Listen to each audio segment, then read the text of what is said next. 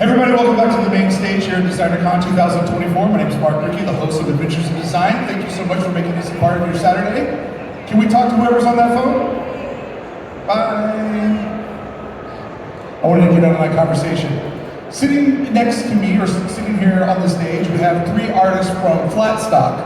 Flatstock is a poster exhibit that is happening in the back of DesignerCon. It has been around 100 different events. This weekend, Flatstock celebrates 100, and it's the first time it's become a part of DesignerCon. At the table with me, I have three different poster artists that are displaying back there, and each one of these fellas represents a different era in the poster art community. Starting off at the far end, we have Mike Clark from Stuffed Brain. He represents the new generation. This is your second Flatstock? Second is correct, yeah. And you're from Detroit, Michigan? Detroit, Michigan, yeah. Yep. And in the middle here, we have Nathan Goldman from California, who represents the middle of this story. What was your first Flatstock that you guys did? 16. 16. So I'm saying the middle, but you started at 16. That's a lot. And then here we have Dan Stiles, who our first one was... We were trying to figure that out the other night. I think it was 7, 6, 7 or 8. Yeah, somewhere. I can't believe I'm the old guy here. It happens. Quietly, we all become the old guy one day. So, as we're giving each of you an introduction into what Flatstock is, or the art of poster making, let's roll through and talk about why we each got into it, and kind of explain it to the audience. So Dan, when you and I got into poster making way long time ago, I know for me personally, it was like, I get to design how I want, but I also get to sell a product straight to the consumer. That was a big thing that drew me in. What brought you in back in the day? I had no idea you could make money doing this. So I got into this because I was like a teenage punk rocker and I couldn't play an instrument. But in order to get into the shows, I had to kind of work a scam, and I was like, I'll do the flyers. And I got paid $20 and all the beer I could drink.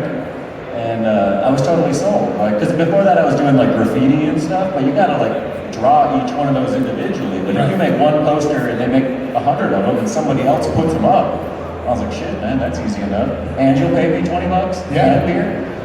And so when you started making posters as a hobbyist, something to get into shows. Self-taught. Yeah. Self-taught. When did you flip over to actually selling your artwork? I think I saw the work of Frank Kozik, and I was like, oh, you can do this professionally. Yeah. And I had to learn how to screen print, and I had to learn a bunch of stuff, but then it kind of like opened up this whole new zone where I was like, oh, you can kind of be a professional fuck up. That's a great term. Nathan, for yourself, representing sort of the middle of the story, when DKNG Studios, which is the studio that Nathan was one half of, when DKNG Studios showed up in the Flatstock scene, it had kind of modernized. There was sort of an established template of the business model, like how you work with bands, how you sell your own merchandise. So give us a little indication on what it was like to drop in the middle of the story. Yeah, I guess at that point, gigposters.com was going strong, so we could kind of like tap into the scene online and see what was going on.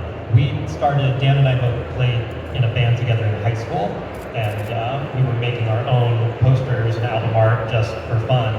And kind of like Dan, we discovered through Scrojo, this artist in San Diego, that this could be a career, it could be a way to make money. But we didn't know anything about screen printing. The only kind of information we could find was about screen printing t-shirts. Mm-hmm. So we were doing digital posters, showed up at Flatstock, and we're like, fish out of water, but also felt like this is where we could learn.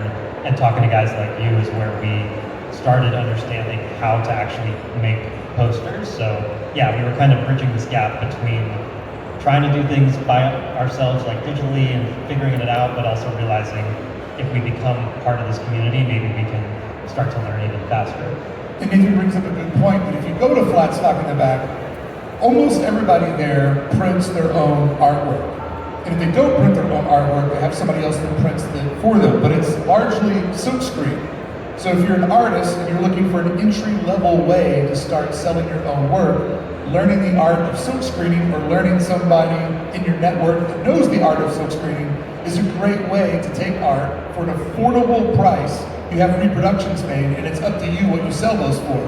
But if you think about whatever that dollar amount is times an addition of 100 or 200, the money starts to flow in. The more designs you have, the more you can sell, and it becomes a good part of passive income.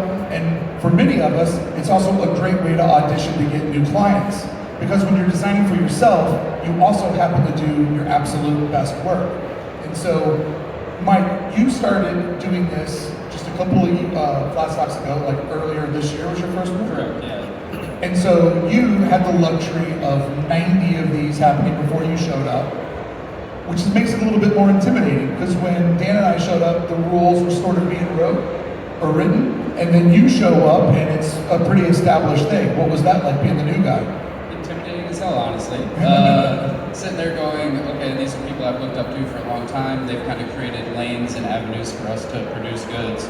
But how do I follow in their footsteps but blaze my own trail? What hasn't been done yet? How do I stand out? All those questions come into focus, and the nice thing is you just realize how cool everyone is and how welcoming they are, and they show you a lot of the ropes pretty quickly. Yeah, everybody's really cool back then because I stopped doing it and I was the bully. So now it's a very, very friendly community. Yeah, I remember at Flatstock, we were so nervous the first few times we did it that Dan and I would be like, okay, we want to go over to the Hero Design booth, Mark's company, and like, what are we going to ask him this time? Should we like ask about how to make textures, or like, we would have to kind of psych ourselves up to go up to you guys and figure out what we were going to like try to glean from you. So one thing I've noticed is as new faces show up, the quality of art, it just keeps ratcheting up. Like, Yes. when you and I were doing it way back when, like if you showed up with a flyer with anything on it, it didn't matter what the image was, people were like, cool, Primus flyer, yeah. And I mean, the art, a lot of it was really bad. And if people like you had gone back in time with your work now and shown up in 1995 or 2001, you would have been just king, like absolutely dominant, because there were so many people who were like a bouncer at a club who were just gluing shit to paper, and they were established poster artists. I mean, I think there's a lot to be said about that for the work that you guys have done to show and share your techniques and tricks, and I think it's allowed people like myself to maybe level up a little faster, where it's a primitive medium, but boy, it's becoming pretty advanced with the things that you can do to it, and having people share those secrets and inside tips, yeah, just makes us go a little easier along the road. So one of the things I'd love to talk about now is, if you're an illustrator or a designer, your number one goal is you want to get known for your style. But I find that everybody, when you're starting on this path, you get hired because you're available, you seem responsible, and you're affordable. And at some point, you need to transition into, they want to work with you because you're you, and you do something unique in the marketplace that they don't feel like anybody else does. These posters, we always talked about them, they're 18 by 24 inch business cards or auditions to try to get hired to do your vision. So Dan, talk about in your career how the gig posters started bringing in the AT&Ts and the corporate clients, all that stuff, and said, I want you to do you. I think the important thing, and you touched on it, is that when you get to be your own art director and your own illustrator and your own designer, you're going to bring your best work to the table, because most of these clients, I don't know, Green Day or whoever, they want your weirdest work. They want you to really go out there, and most corporate clients are the opposite. They really want your safest work. So it's great to be able to create really unhinged stuff for clients that want that. And then you can take that to Coca-Cola, and they'll be like, oh yeah, we're seeing something that already exists, and so there's no risk involved. And they ask you essentially to plagiarize yourself. I've done most of the corporate work that I do is self-plagiarization, where it's something I've done for a smaller client that was effective, and I've proven that that is a strategy that cool people like or whatever. And so these multi-billion-dollar companies don't feel like they're just throwing their money away. So you get hired to rip yourself off. Yes. That's your favorite exactly what happens, right? Yeah. I think one thing that you probably experience too with those clients is when they start to micromanage you and try to take control of the project, you have to remind them, you hired me for this work that you saw me do that I was able to have control over. Yes. And if you want that, you kind of have to let us do our thing. don't try to wrestle it away from us because then it might not be the result that you're looking Yeah, they for. ruin it. They oftentimes will come in and like give you a color palette or something terrible that you're like, this is ineffective. Which is what we used to refer to as the Mo clause, M-O-E. Horrible band named Mo hired us to do artwork, and they bullied us. They art directed us to do what Mo wanted, and it looked like shit. And it was not successful, and they couldn't sell them, and neither could we.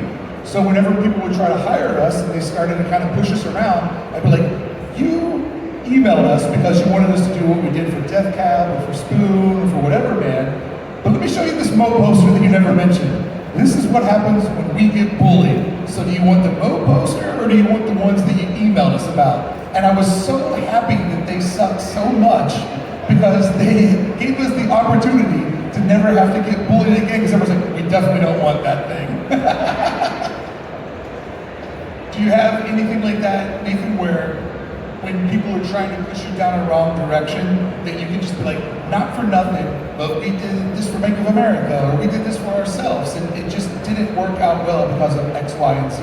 Yeah, no, you're inspiring me to make a presentation of here's how things go wrong and stop doing what you're doing. But no, I mean, we try to always frame the project in what's their objective and try to like get them back to that North Star, because I think sometimes when you get deeper into a project, the client can start reacting in an emotional way and talking about what they like or what they don't like, and we try to be like, okay, that may be your personal opinion, but let's go back to why you hired us and what you want, and that hopefully you're trusting us for our creative input and not just to be your hand that knows how to use Illustrator and you're the creative. And we just try to kind of frame it in the most polite way possible to get them back on Oh, you don't track. do it like I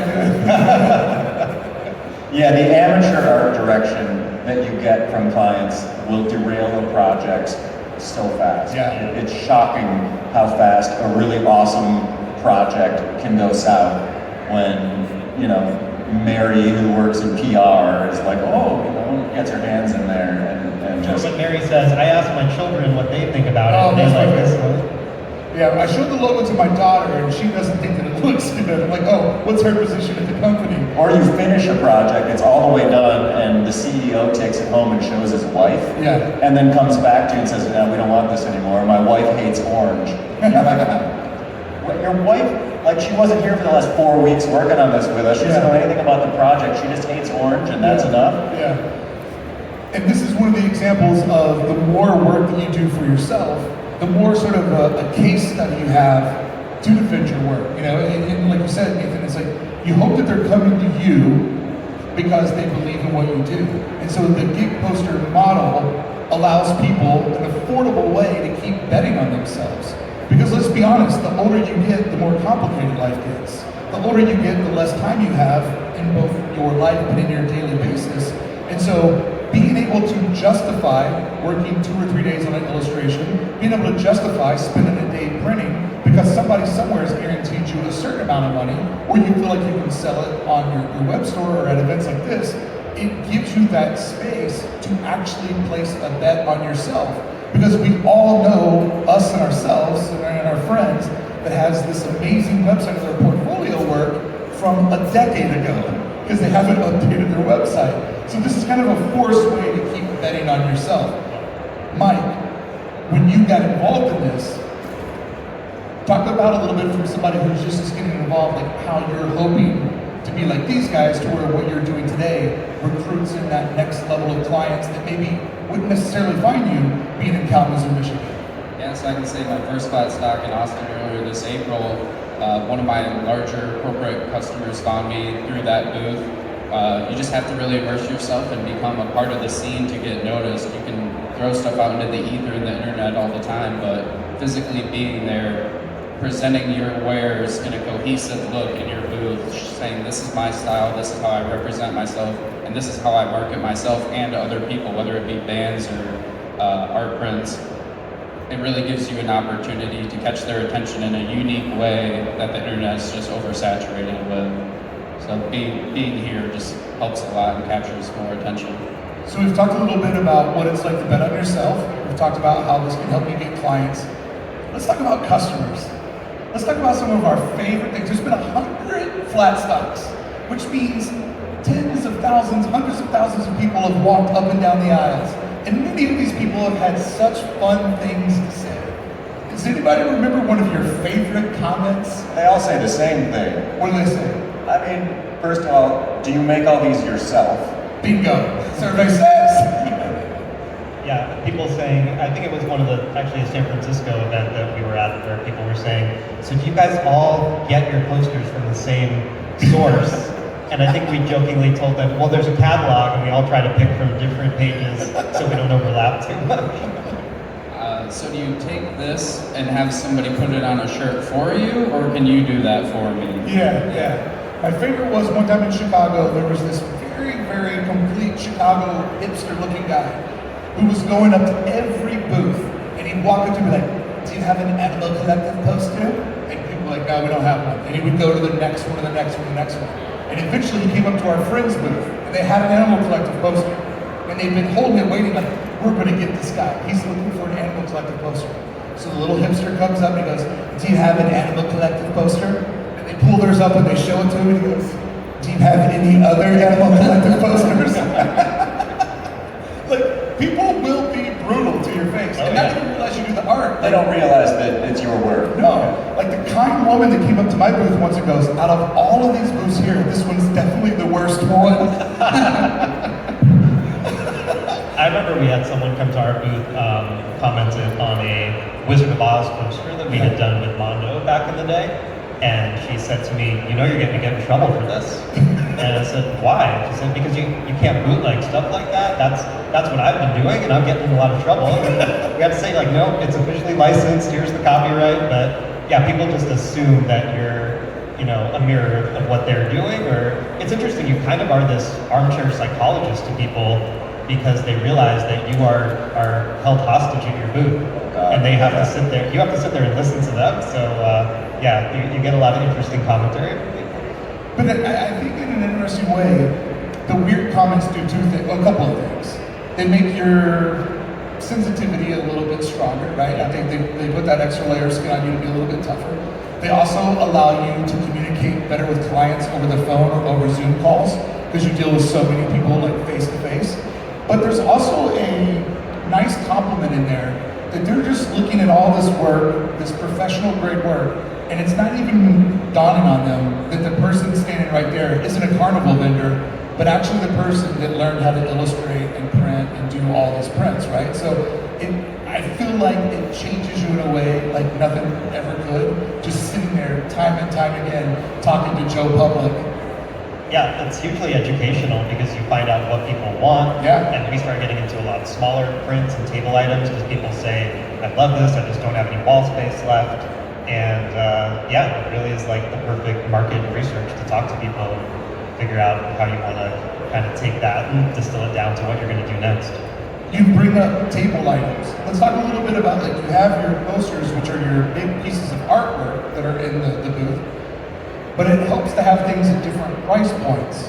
And sometimes when you bet big on that big poster, there's little pieces that you can extract out of there that works into a patch or a bed. Like, let's talk a little bit about making the little things that go on the table, because for some people that are trying to find a way to get involved in making their own artwork, that's a very easy way to jump in, because it's, you know, you go to a website, you upload your image, and now you're producing your own art. Stickers. Stickers? One word, stickers. You love stickers? I don't, but I have a lot of them. I mean, I like stickers like back in the 80s, you know, the skateboard stickers were, you know, they were cool. You go to the skate shop, they'd be under the glass, you know, and you'd have to be like, can I get one of those? So I do a lot of stickers. The problem with it is, though, that you can sit in this place for the whole weekend and sell, what, 300 stickers, but at $4 each, you're not paying for your trip. Right. So that's the issue with the cheap table items, I find, is that people are, they're like, oh, I love that poster. Oh, you have it as a sticker. $30? $3? Well, give me the $3 one. Well, you Dan, or sorry, Nathan at DKG, you guys have forever done the business model of the postcards, right? Where you would take older posters that you no longer were selling as full size, but you still have that artwork, so you would do the postcards. Is that still part of your business model? Not really, and because of what Dan is saying, we kind of realized like, okay, if we provide all these options, people are going to gravitate to the cheaper ones. So we then started selling postcard packs. So at least we're selling a $10 or $20 item rather than like dollar items one at a time. But yeah, now we've started distilling it down to like certain prints are only in this size, small or large. We still have people saying like, can I get that but smaller, which I think is inevitable. But yeah, we're trying to have a little bit less choice and kind of pushing people into a lane as far as what they have to buy now. What about you, Mike? Yeah, I need to make more stickers because having those just tactile, tangible items that people can walk away with and share with their friends or whatever really makes a difference. It's nice to have the big $60 prints up, but when they aren't moving or people are traveling like they do for a show like this, it can be a harder sell. I saw Mike, when Dan was talking about the sticker math, I saw Mike doing the math. It was like $3, 400. Why don't I have a pile of stickers on my table? And I do think it's nice to give people something to do at your booth. One thing that was nice when we did have the postcards was we invited people to like make their own mix and match set. So like having people stay at your booth and interact with it seems to be really helpful because then other people will see, oh, there's something going on there. And I think we see that happening a lot here at DCon of like, once one booth catches fire, it brings people in. So there's something to be said just to like flip racks, stuff like that. Yeah. Just activities that keep you there a little bit longer. Absolutely. Yeah. Well, that's the thing. Retail's insanely, I was going to say mental, but that's right. I mean, it's insanely like human characteristic of it's intimidating. Do I want to walk into a booth? Is somebody going to talk to me? Are they going to try to get me to buy something? So what we're talking about really is that so many of these little tricks you learn along the way is like, how do I draw some people in so it just doesn't look sad and desperate? Like you see somebody who looks like they really need to sell and you're just kind of like, you just keep walking past, But if you see a crowd, like, oh, what's going on in there? It draws you and brings you in. One of the things that makes the exhibit in the back, Flatstock 100, truly unique though, is that most of that artwork is either printed by the person that's in the booth or somebody that they're pretty close to. The art of screen printing goes way, way back to the beginning of printing. And we've all done it with the use of the Adobe Creative Suites and printers that print out our films. But there's something to be said about living in this digital world, but understanding that old, antiquated printing technique. I think that I was an okay designer, but when I started having to silk screen my own stuff, that's when I felt like I became a good designer because I understood more like the architecture behind what I was trying to make. And I also understood all the nights when I did it wrong and I couldn't go to bed because it was a disaster, and each one of those lessons we learned the hard way. So let's talk a little bit about the art of printmaking and how that has sort of trickled down into other aspects of your career. Mike, you're relatively new to printmaking, right? You started in the last 8 years or so? Yeah, 8 years or so, yeah. And for me, the biggest realization was I'm accountable for printing and setting up each and every color. So how many colors do I want to use? How much do I want to paint myself on this project? And so learning color theory, color dichotomy, getting things across the page to blend and make sense visually, but having a practical application for how I'm actually going to produce this thing, it became a big consideration once I started printing stuff for myself. Yeah, that economy made me a better designer. Yeah. Like just being like, well, fuck, I'm not going to do 7 colors. Like, how can I make this work in 2, in 3? And it makes your work a lot more creative to have constraints. I mean, psychologically, you let the sky's the limit sounds like a really good thing until the sky really is the limit, and then you're like, oh God, I don't know what I'm doing. So having really hard constraints, like you have the client's only going to pay for 3 colors. How are you going to make this vision of yours work in 3 colors actually makes the work better? It does, because if you go back to the 20s and the beginning of like mass consumerism, and you look at all the packaging from the 20s, the 30s, the 40s, the 50s, when it was all spot color, some of that stuff is amazing, and it's just black and red on an off-white cardstock, which probably was white back then, and now it looks off-white. And it starts to get to the point where when you train your brain to work with less, if you do something that's full color or digital, you're just like, I don't need it. Yeah. I don't need all that extra. It's just noise, really, Yeah. I feel like even now when we get hired for corporate jobs where color count doesn't matter, it might be something that's only going to live digitally, the client still responds to that limited palette. They still want a screen printed looking aesthetic for the work, regardless of that count. But I think for us, it was hugely helpful to try doing it ourselves. For years, we screen printed our own work. We weren't good at it, but at least we understood the process. And now that we work with really talented printers, we can speak the same language and make our separations as clean and easy as possible for them to work with. So yeah, it's definitely like a great gateway into creating this kind of artwork. My understanding of screen printing from being a printer for over a decade also helps me a lot with corporate clients today. And sort of the problem solving of this is what, a very picky Fortune 500 company wants, this is when they need it, let's do the problem solving on how to get that there in the most efficient way. So that just the problem solving of printmaking just rolls through your brain from the top to the bottom. So Dan and Nathan here are two pretty regular speakers on the Adobe Max circuit, which is the absolute biggest corporate design conference that happens annually in America, probably the world. Flatstock is very punk rock, it's very DIY, that is very much not any of those things. Yeah. Give us a little bit of a bit of your perspective on how those type of events are so different than things like DesignerCon and Flatstock specifically. I think the reason they bring us to those events is because we represent stuff like this, which is actually a lot more creative.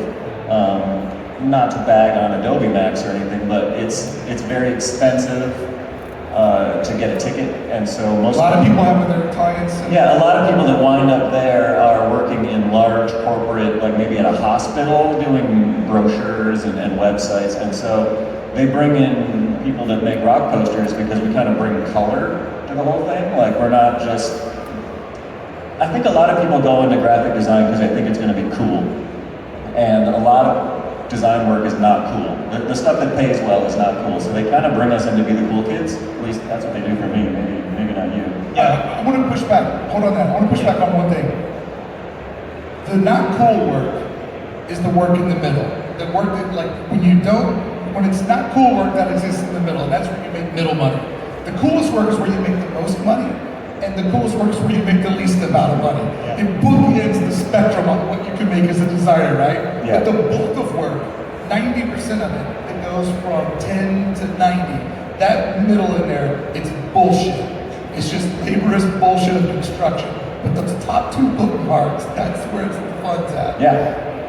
I was going to say, I think when people like us are at a conference like Adobe, it helps to legitimize what they're doing, and also I know that I would prefer, if I'm seeing like a demo of a new product or something, when they do it and seeing it, again, not to like bag on them, but to see an employee from Adobe make a hypothetical flyer to demo whatever latest plugin they have, it's like, yeah, that's fine, but if I could see Dan work on a real poster or a real client and see a true case study as opposed to some hypothetical project, it makes it more authentic. So I think that's what we try to bring to it when we speak there, is we're not just like playing with the tool just to show it off. It's like, here's how we actually use it in our work, and try to give people more insight. It seems like people respond to that of like, I want to do what you're doing, I wasn't just here, to look at a car at a car dealership, essentially. Well, one of the innovations that DKNG Studios was kind of known for is that with silk screening, everything has to be 100% true black. So how do you create shading and shadows and texture in your work? And they came up with some sort of wild idea about a decade or so ago on taking images and placing it inside of their artwork, right? Like, for example, they would take like a sky. You know how a sky, it starts real blue here and it works its way over to a lighter blue.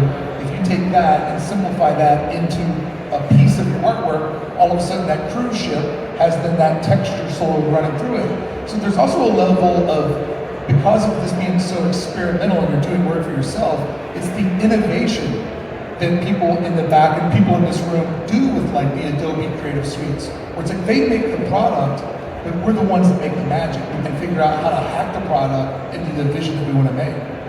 Yeah, I think it's fun to try to like reinvent it. Also, I think through like teaching, once we share something with the world, it's like, okay, how can we come up with something new? So Because we just gave it away. Yeah, exactly. It's like a comedian. Like once they do their special, you can't tell those jokes anymore. You got to come up with something new. So Hamburger. so yeah, we are trying to essentially hack it to figure out what can we do differently and like force this program to work for us, which is a whole other level of frustration because every time they update it, it doesn't work the way you wanted it to, and you have to figure out your new solutions to make it do what you want it to. Dan, what do you think the biggest difference is for Flatstock turning 100 from when you walked up on Flatstock 6, 7, or 8 that we still can't figure out which one it was? I think, like I said before, just the level of professionalism among the artists.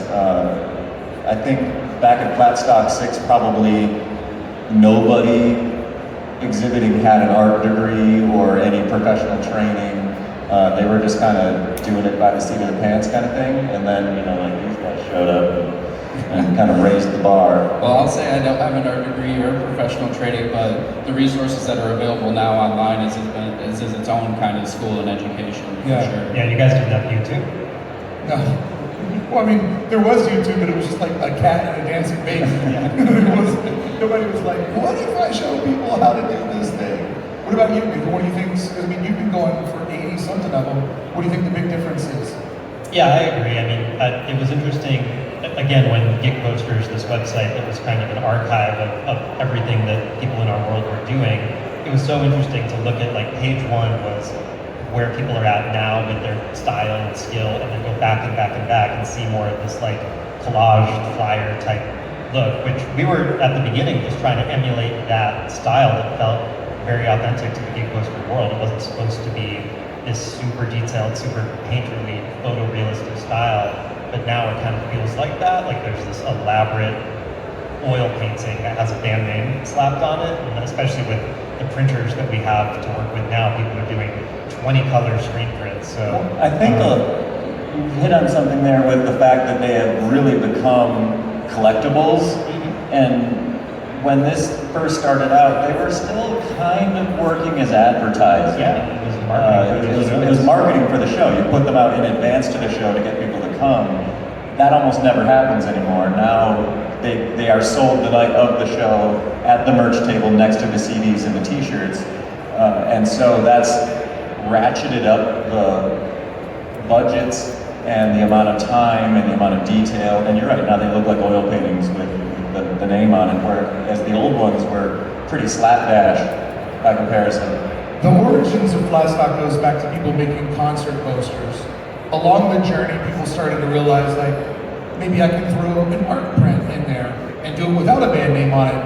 And it felt risky at the time, but those risks really started to pay off because you realize that selling a Gig poster is kind of like finding Cinderella to give her her glass slipper. People need to like the band. They want to have been at the show. They want to have an attachment to the city. And they also have to like what your dumbass did, right? Yeah. So you're trying to stitch all this stuff together. But with the art print, it's like maybe they just like, you know, a city that I'm celebrating or a topic or my thought. And so for a while, a lot of people started to really lean into the art print. And then people got involved with movie licensing. And there was a middle point in Flatstock where the rock and roll stuff had kind of seen its way, and people were listening to less music because of the internet. Fandom for music was declining, and so people were just trying to make a path on art prints, going over to movies, releases of movies, and it got a little murky there for a while on what was it actually about. And I always thought that the name was API, American Poster Institute. Nowhere in there does it say rock and roll, and I always thought it should be about printmaking. And now the rules have adjusted to where it's just about printmaking. Yeah. How do you guys feel about that adjustment of the rules? Has that changed things at all? Because some people predicted it would be doom and gloom if we'll have to let the guy in that has a baseball card shop. Well, I mean, for me personally, I fell into Gig Posters after I was already doing art prints for myself for years. That's why we're not talking to you. Yeah, right. And, but it gave me the opportunity with those rules loosening up to be a part of this scene, to meet this community and learn the tips and tricks and make the friendships that I had. Where for the longest time I was like, all right, that's the Cool Kids Club, that's the official people. How do you get into Gig Posters when all these talented artists are the ones doing all the Gig Posters? It's hard to get your foot into the door to new bands, especially as merch companies kind of take over for them and change the dynamics of how they get hired to do Gig Posters. I changed what I was saying. I do want to hear what you have to say, because that's an absolutely great point, that bar of entry has been removed. Mm-hmm. You could be sitting at home, be a great illustrator, a printmaker, you're like, I don't know any fucking bands. I don't know anybody who books shows. Like, how do I get into this? So you're absolutely right. The fact that you can show up now, day one, just selling your own art prints that you illustrated and printed yourself, that's an amazing point. Yeah, I think it also just helps bring more people in. So we were always kind of bummed when it was like the Kevin Toms of the world, who's an artist who does a lot of movie posters, could no longer be a part of Flatstock. So anyone that he brings in is not going to be there. Like Shepard Fairey's done Flatstock before. There's people who bring in an audience, and if we can just have bigger crowds, then the more the merrier. And I think we're happy to have that competition because it hopefully is going to help all of us. Dan? I think there was a fear that Mondo would come in with their movie posters and just kind of wipe out the whole ecosystem that had been built, which didn't happen, largely because Mondo kind of... They built another demise. They went through some shit. And I mean, I think it would probably benefit us in the end to open up to just more styles and more variety of products. I always thought it was about the printmaking and the creative process. To me, that was the brotherhood, even though we had plenty of female cohorts that did it with us, but I always felt like that was the brotherhood, was that, it's these people that are working long hours and weekends, betting on themselves, keeping this old technique alive, but the amount of innovation that Gig Posters has brought into silk screening is phenomenal. The mixing of the colors, transparent inks, the halftones, like all of that stuff. Like it's insane where that body of work is at 100 versus where it was at 1. It's been a hell of a journey and I've been excited to be a part of it. I always like to do this because DCon always happens at the end of the year. I like to always ask everybody, what's your goals for next year, because I find that's inspiring to people that are listening.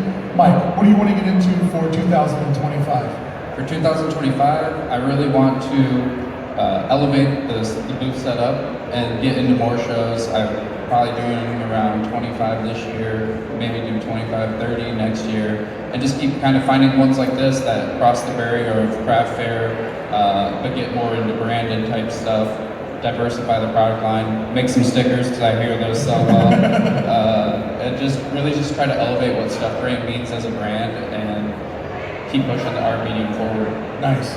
Nathan, what's up? Tap DKNG. Vasectomies? Yeah, I was going to say, it's interesting hearing someone doing that many events versus where my business partner and I are at, having young kids at home. It kind of changes the whole ballgame of what is important and what you're going to prioritize. But I think diversifying is definitely on that too.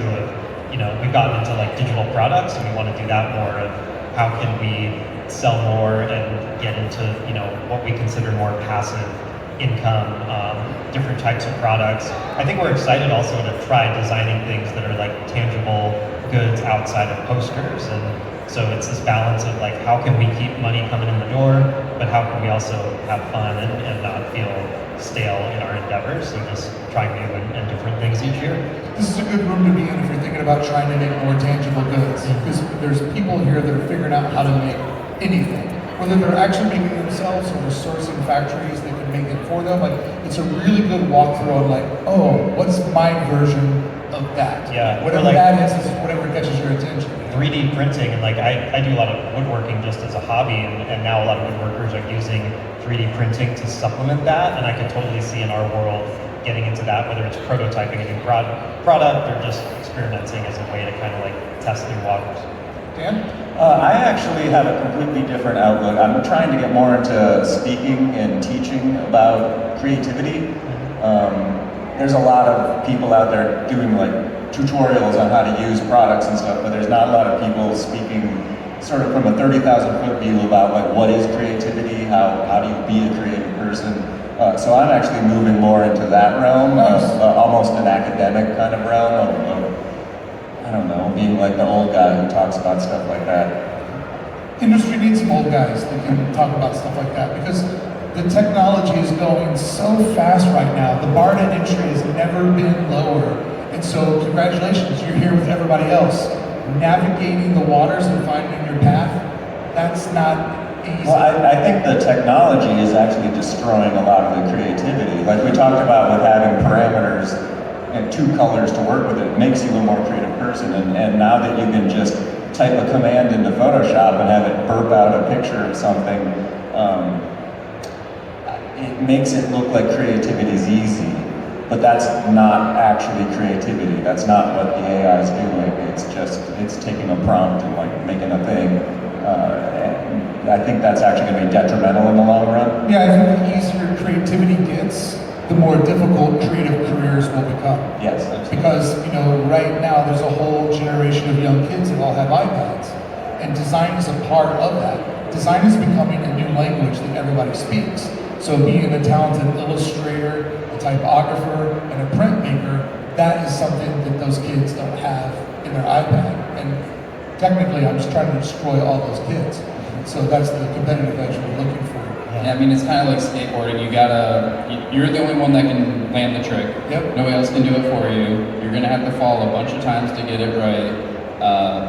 And creativity is like that. You can't just generate it. You really have to work through it. You have to develop your style. You have to find your voice and figure out what tools you enjoy using and how to execute it. And there's no quick way to do that. Yeah. You got to keep in mind, pain is temporary and chicks dig scars.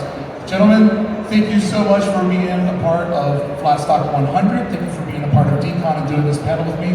I appreciate all your friendship and everything that you guys do, both in this community and for me as a friend. So thank you so much for sharing the stage with me. Ladies and gentlemen, let's make some noise for Flatstock 100.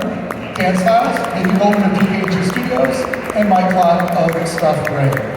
Thanks for having us. Thanks. Coming up next on this stage, we are going to have a panel at 1 p.m. about zines. So if you're interested in zine making or printmaking, we'll be doing that up here. At 3 o'clock, we're going to be talking about the future of design, AI, and how all of that's shaping up for worlds like DCon. And then we're going to wrap up today at 5 o'clock when I'll be sitting here with Ken Caldwell, who's the creative director of Meow Wolf. And we're going to be talking about experiential design and how essentially everything that you see in this room exists because of social media. They have created a space that exists because of social media, but yet when people go there, they actually put their phones down and live in the moment.